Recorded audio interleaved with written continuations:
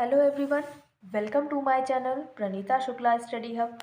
आज की इस वीडियो में हम सेफ एट लास्ट 2 पढ़ेंगे, जो कि क्लास 6 की स्टोरी है। तो इसके पहले का चैप्टर मैंने अपने चैनल पर अपलोड किया हुआ है। अगर आप उसको नहीं देखे हैं तो आप ज़रूर देखिए, तो ही आपको ये स्टोरी समझ में आएगी, क्योंकि ये स्टोरी उसी का नेक्स्ट पार्ट है। तो चलिए स्टार्ट करते हैं और देखते हैं कि आगे स्टोरी में क्या हुआ। Nalia and his men start looking for the deer in धनाई's house. नालिया और उसके आदमी अब धनाई के घर जा रहे हैं डियर को ढूंढने के लिए। Will they find the deer? क्या उनको डियर मिलेगा? Read on to find out what happens next. तो आगे क्या हुआ उसके लिए हम इस स्टोरी को पढ़ेंगे। The headman and the Mahout stood at the front to ensure that Nalia's lot attempted no hanky panky. तो हेडमैन और महावत वो फ्रंट में खड़े हो जाते हैं, जिससे नालिया और उसके आदमी किसी भी तरीके की प्रॉब्लम क्रिएट ना कर पाएँ और किसी को कोई परेशानी ना हो। The search began. Nalia and his man went through each of the rooms. Nalia और उसके आदमी हर एक रूम को चेक करते हुए आगे बढ़ते हैं। As they approached Dhanai's room, जैसे वे धनाई के रूम की तरफ बढ़ते हैं, they heard a peculiar snuffling sound from inside. उनको एक जानवर की सांस लेने की आवाज़ आती है।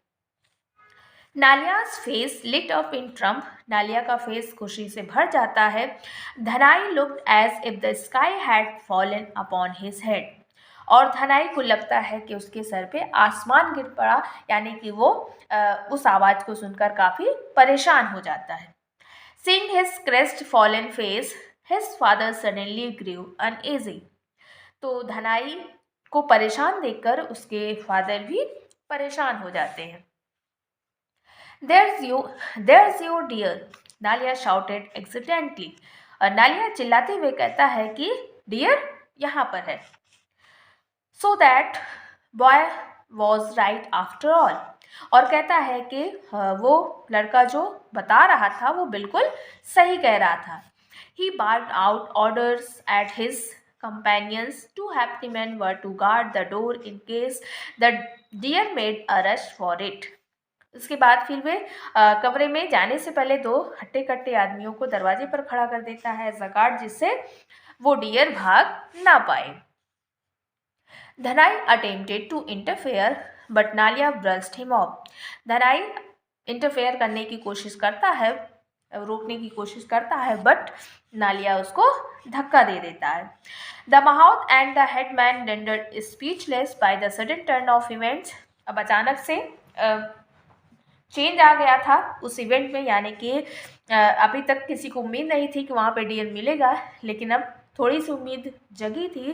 तो इस वजह से हेडमैन और महावत स्पीचलेस हो चुके थे और वो चुपचाप बस सब कुछ देखते रहते हैं। Nalia unlatched the door and stepped cautiously in.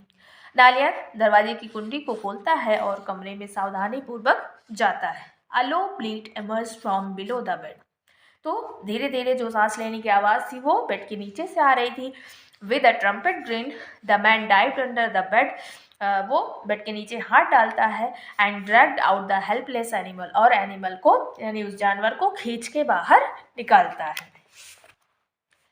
But this was no deer. लेकिन वो हिरन नहीं था, यानी कि वो डियर नहीं था। It was in fact a goat belonging to the household. वो क्या था? एक गोट थी जो कि उसी घर की थी।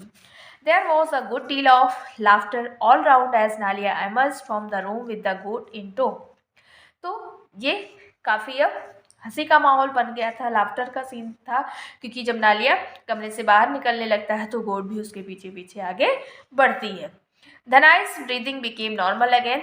धनाई अब चैन की सांस लेता है। His father was furious with Dahlia. There was, of course, no question of searching the house any further. अब आगे धनाई के घर की तलाशी लेने का कोई सवाल ही नहीं बनता था। The headman as well as the Mahout, both visibly angry, ordered everyone out of the compound. तो हेडमैन और महावत सबको ये आदेश देते हैं कि वो कंपाउंड को अभी के अभी खाली कर दें। Thus no one checked the cow shed at the back। तो इस वजह से क्या होता है कि कोई भी काउ शेड को यानी कि गौशाला को चेक नहीं करता है, जो कि घर के पीछे था। Within its shadows crouched Bubul and Jonty hugging the fawn with all their might। तो वहाँ पर बुबुल और जॉन्टी फॉन को कस के पकड़ के रखते हैं, जिससे फॉन किसी भी तरीके की आवाज़ ना निकाल पाए। They had in the nick of time succeeded in moving the fawn from Dhanai's bedroom and had substituted it with a goat from the shed। तो अगर आपको याद होगा फर्स्ट स्टोरी में इसके कि वहाँ पे धनाई अपने फादर को सपोर्ट करने के लिए आगे बढ़ जाता है और पीछे से बुबुल और जॉन्टी वहाँ से भीड़ से निकल जाते हैं और फिर वो जाकर क्या करते हैं, बेडरूम से फॉन को निकाल लेते हैं और वहाँ पर गोट छोड़ देते हैं।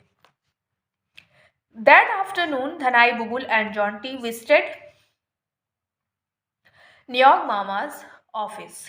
तो उसी आफ्टरनून क्या होता है, धनाई, बुबुल और जॉन्टी कहाँ जाते हैं, न्योग मामा के ऑफिस जाते हैं।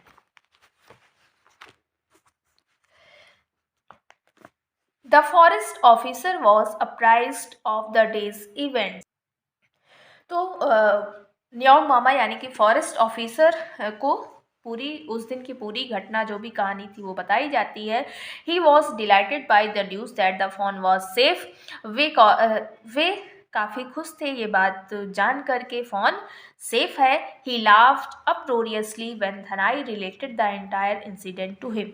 जब धनाई सारी कहानी एक एक करके बताता है तो वे हंसने लगते हैं। But do you parents know that the phone is safe, he asked. लेकिन न्योग मामा पूछते हैं कि क्या उनके पेरेंट्स को पता है कि फ़ोन सेफ है। Yes said Dhanai. धनाई कहता है हाँ बिल्कुल।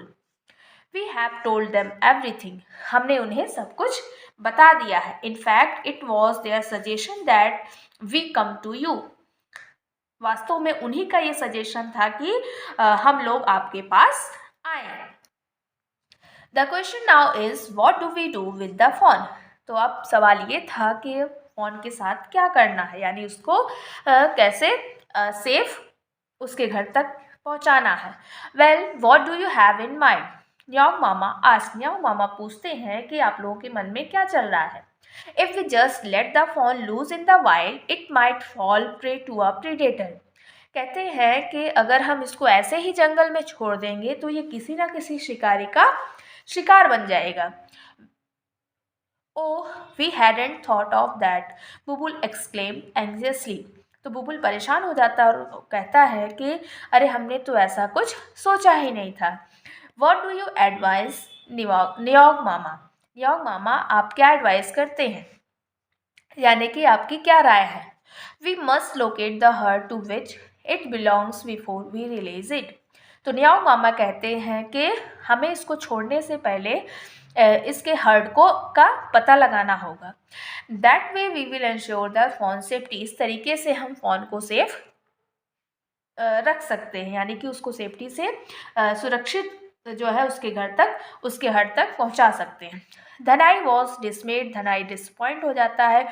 But Kaziranga is such a vast area he said. और कहता है कि काजीरंगा तो काफ़ी बड़ा एरिया है। Finding that heard won't be easy. उसके हर्ड को ढूंढना इतना ईजी नहीं होगा।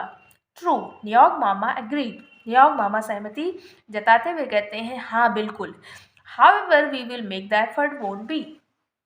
कहते हैं कि क्या हम इसके लिए इतना भी नहीं करेंगे, हम अपना एफर्ट डालेंगे तो हम हर्ड का पता ज़रूर लगा लेंगे।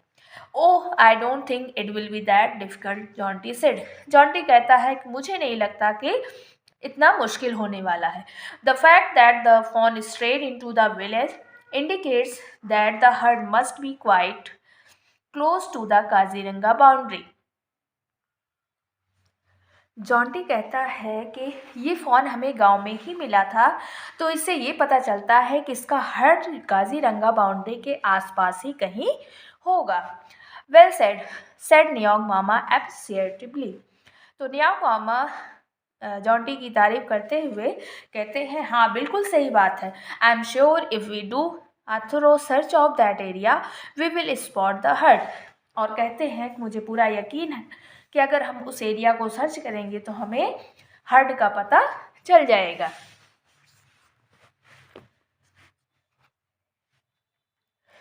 But Nyog mama, there must be many deer herds in Kaziranga, Bubul pointed out.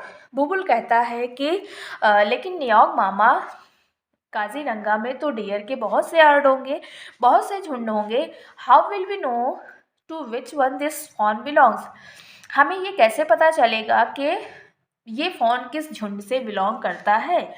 The answer however was provided by Jonty. I don't think we need to worry about that.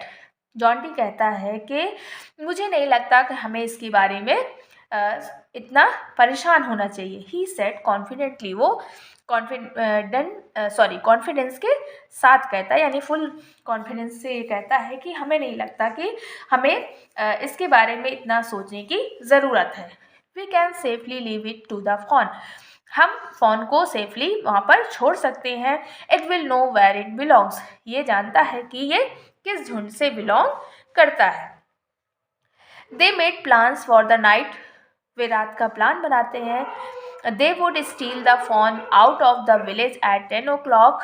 Way phone को गांव से 10 बजे निकालेंगे। Nyog mama and a forest guard atop an elephant would meet them outside the village. Nyog मामा और उसके forest guard elephant पर सवार होकर मिलेंगे। कहाँ मिलेंगे? गांव के बाहर मिलेंगे।